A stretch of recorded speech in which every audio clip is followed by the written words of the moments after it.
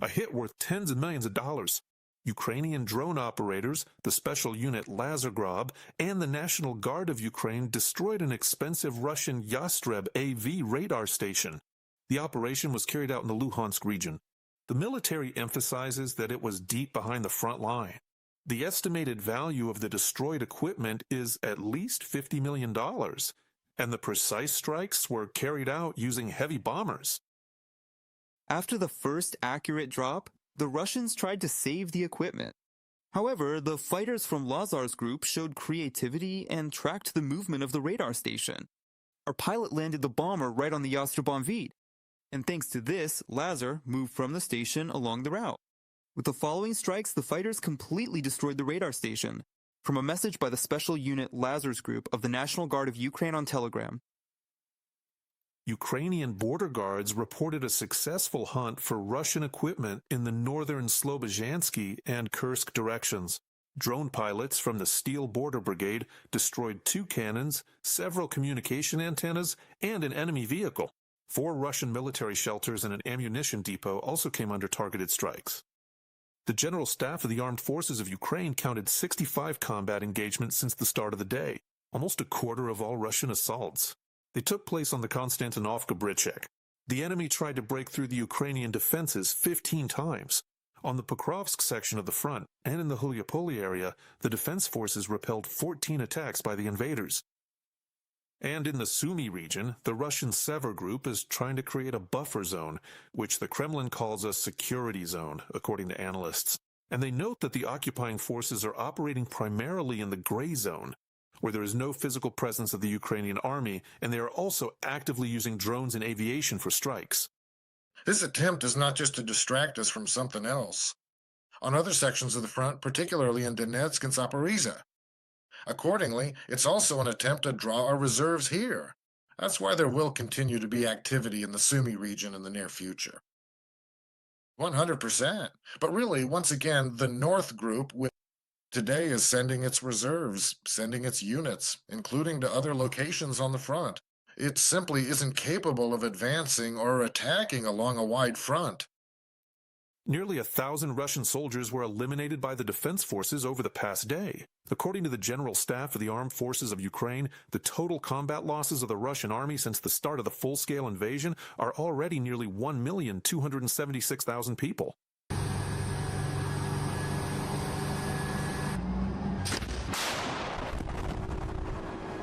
Ukrainian defenders destroyed 5 tanks, 3 armored fighting vehicles, more than 60 artillery systems, and 1 multiple rocket launcher system. They also took out over 2,000 drones and more than 280 units of Russian vehicles and special equipment. So, the situation on the front. We'll discuss it with our guest, Pavlo Lekachuk, head of military security programs at the Center for Global Studies, Strategy 21. He is joining us remotely. Hello, Pavlo. Greetings and glory to Ukraine. Good afternoon. Glory to the heroes. Pavlo, how would you assess the situation today? Where is it most critical right now?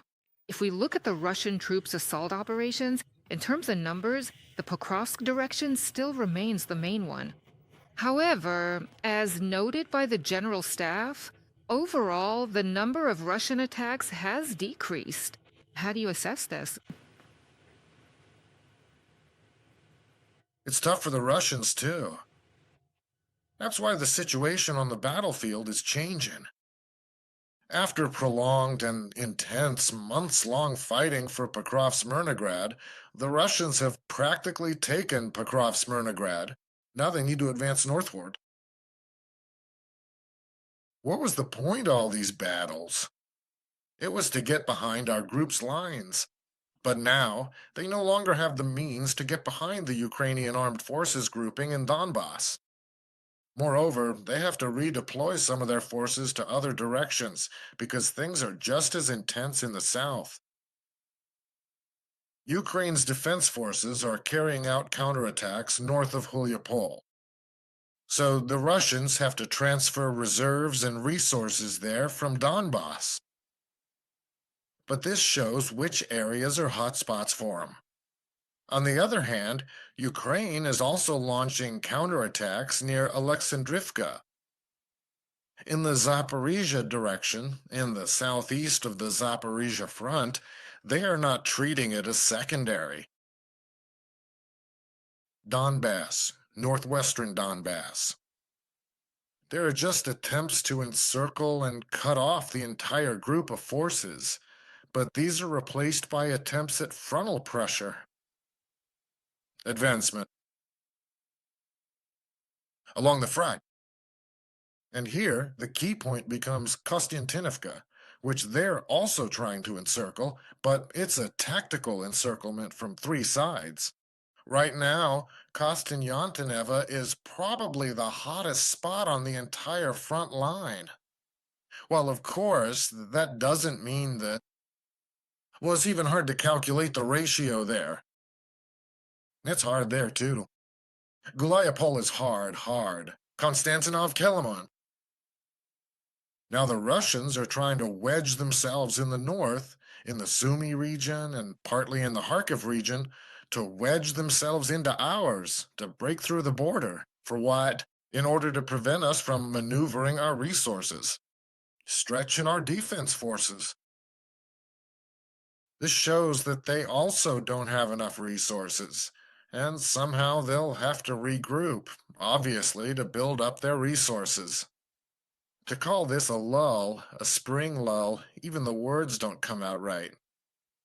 But obviously, in the spring, something like a significant new wave of military assaults could potentially be launched if the occupiers manage to locate additional reserves to further expand the scale of their ongoing attacks. Pavel, so overall, how would you assess the Russian army's ability to actually try to accumulate the necessary resources and personnel, as you mentioned, reserves, since they're constantly talking about a spring offensive again? Basically, I'll point out, or just remind our viewers, in case anyone has forgotten, that essentially every year we talk about spring, summer, winter, and so on, and about the enemy's plans to launch an offensive. But, as I like to say, wanting something and being able to do it are two completely different things. So, how would you assess the statements and information we're receiving about preparations for a new, large-scale, this spring offensive? I wouldn't tie it to the seasons. Yes, Pavel, yes. the Russians are building up resources there, preparing for an offensive operation. They're determining the timing, figuring out how many resources to allocate for each stage. Then all of that gets thrown into battle. And then the first period, when resources are planned out for 3 to 4 months, but they're being used up today. You can throw in additional reserves, you can bring in extra ammunition. These are the most intense periods of enemy activity. And then it turns out that the resources meant for future operations have already been used up. Pokrovsk, Myrnograd, yes, and now there's nowhere to get more. That's why the intensity of the fighting drops off a bit. Russian generals, the general staff, run to the Kremlin to ask Putin for additional resources. At these annual meetings, Putin tells them, at the Ministry of Defense's reporting and election meetings, at the Defense Ministry board meetings, every time he says, you guys are doing a good job, but I'm not giving you any more resources. Make do with what you have. Well, that is the fundamental reason why we see this distinctive wave-like pattern and curve, and that is exactly how these processes could potentially keep going moving forward. Do you agree with the conclusions of the Institute for the Study of War analysts that the Kremlin will have to abandon its plan for spring-summer offensive? I'll even quote here that Ukrainian forces are successfully counterattacking, not only in the Alexandrovka and Huliaypole directions, but also in the western part of the Zaporizhia region. And these counterattacks have a tactical, operational, and strategic impact that could disrupt Russia's offensive campaign plan this spring and summer. How do you assess these possibilities? And let's say, what red flags, so to speak, will we see that indicate Russia has run out of steam and is stopping its offensive? Based on the observations of the strategic maneuvers in the Russian rear, it appears they are now actively attempting to assemble and organize a group of forces in order to continue their offensive operations. The question is that depending on the resources they manage to accumulate each time and on the activity of the defense forces, the scale of this offensive can change. If a month ago it was possible to assess where they would attack from, either from the south or from the east in Donbass, confirming Putin's statements that he supposedly desperately needs Kramatorsk and Sloviansk and would stop there, or whether they would shift the main direction of their offensive to the south, thereby contradicting those claims. This essentially confirms the fact that Putin will exert pressure in every possible location, or that he might simultaneously launch an offensive from two different directions at once. Now, it's certainly within the realm of possibility that, given their limited resources, the Russians might narrow the width of the active offensive front. They might even switch to defense there. Well, most likely, they'll probably try to continue the offensive on a narrower front. We talked about how Russia's advantage is that they have a lot of manpower, a lot of material resources compared to Ukraine's defense forces. That's why they can stretch our defenses, while also having the ability to concentrate their forces and resources in the direction of the main strike. But now, the width of the front, the active front, is going to narrow. Or, on the contrary, there might not be a main direction of attack at all. Basically, they might say, well, okay, we won't actually be able to capture or bite off those regions of Ukraine that they claimed, and instead they'll just terrorize. With small cuts all along the front line, all along the border, all along the line of contact from Chernihiv to Kherson. Tell me, in your opinion, how noticeable is the effect of the Ukrainian campaign of strikes on the enemy's rear right now? We're talking about logistics centers, warehouses, oil and military infrastructure. Even recalling that story with Bryansk, the silicon electronics, essentially, that were involved in producing the much-needed electronics used in the Russian Federation's arms industry, including their missile programs. How would we try, from what positions should we approach this to understand just how painful these strikes are for the Russian Federation? Well, I'd break it down here into two components, and not even by range, but by targeting purpose. Although that's an important factor, you have to admit. I agree. The first group of targets are those that directly support the Russian war machine. These are depots, airfields, ammunition storage facilities, and fuel and lubricants warehouses. These are factories that directly produce shells, ammunition, missiles, and so on. That's all pretty clear.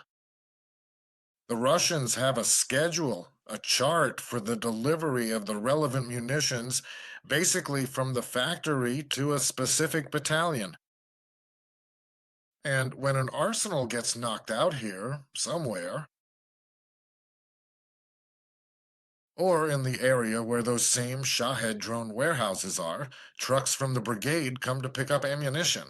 They're told, there's no ammunition for you, you're free to go, and there won't be any for a week. Wait until they bring it from the Far East. That's a direct correlation. A strike. The result on the battlefield is almost instantaneous. They're targets of a military economic nature. These are the targets that create the stream of bloody petrodollars that feed this Russian war machine. They aren't directly connected to today's battlefield, but they ensure its future operations. So Russian oil isn't just about gasoline and diesel. And rocket fuel, this is exactly that same stream of dollars. And when a Russian oil refinery gets hit, they have to repair it. It stops working.